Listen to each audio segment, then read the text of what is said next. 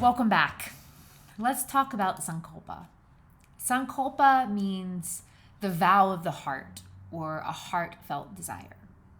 In Yoga Nidra, we plant a seed in the field of the soul.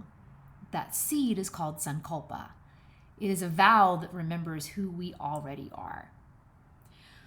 When we speak of Sankalpa, we're not talking about a resolution or a wish. We're talking about sacred intention, a vow made at the deepest level of consciousness. When the mind is clear and quiet and the heart is clear and open. The Sanskrit roots tell the story beautifully. San means connection with highest truth. Kalpa means vow or a rule to be followed above all others.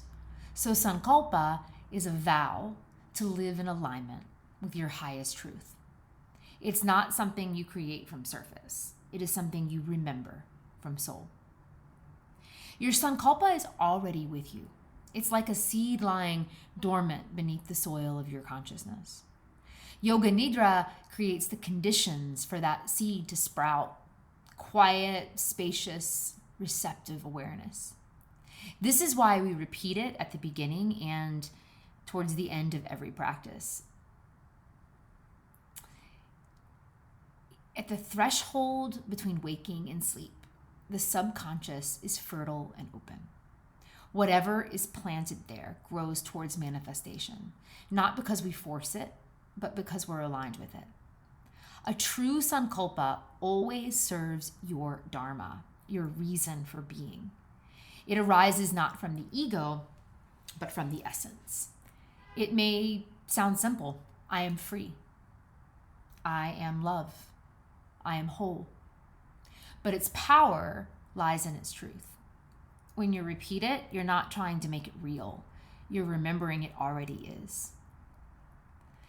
In the tantric view, when a sankalpa is true, it awakens three divine powers that already exist in you. Icha Shakti, the will and energy to create. Kriya Shakti, the capacity for right action. And Jnana Shakti, the wisdom to know how and when to act. These are the same powers said to reside within the goddess herself. When your sankalpa arises from dharma, not desire, not grasping, not what you think someone else thinks you should desire, it comes already encoded with the energy, action, and wisdom to fulfill itself.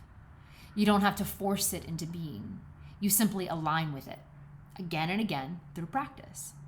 When you're aligned with your sankalpa, as in The Alchemist, the world conspires to support it. Richard Miller writes, when the true sankalpa comes in, we awaken these three divine powers. You don't have to ask where you'll find the will to do it. The energy and wisdom are already there. In the Yoga Nidra state, brain waves slow, the body rests, and the door to the subconscious opens. This is the inner soil where sankalpa takes root. Each time you plant it, you water it with awareness. Over time, it begins to shape not only your thoughts, but your nervous system, rewiring you toward alignment, presence, and purpose.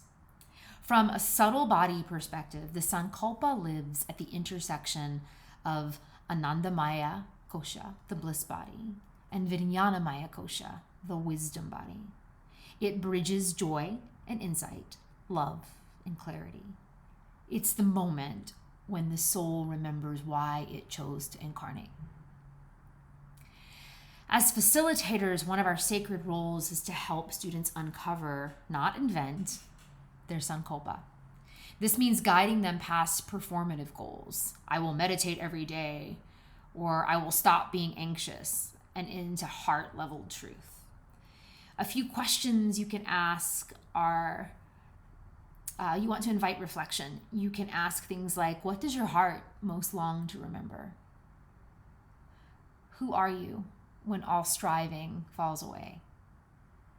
What quality of being do you want to embody, not achieve? and let the answer arise from silence.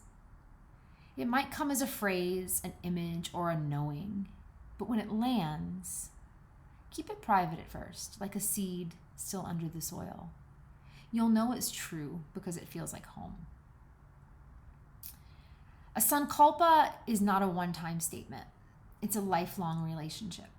We'll return to it again and again, just as we return to the mat, the breath, the body, and the heart. Each practice of yoga nidra becomes a rehearsal for living in alignment. You're not manifesting from the mind. You're remembering from the soul.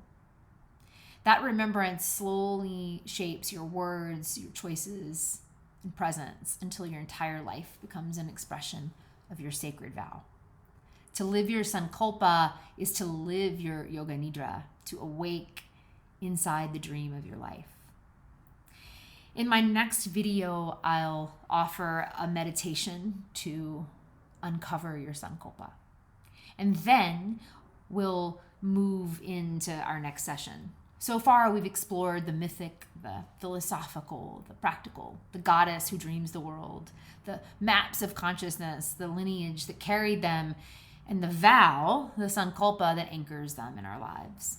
And so next, after our meditation to discover sankalpa, we'll turn to the essence that threads them all together, awareness and surrender, the paradox at the heart of yoga nidra itself. I'm recording the sankalpa separately so that you don't have to listen to me talk. It will just be the meditation. I can't wait to see what you think and to discover your own sankalpa.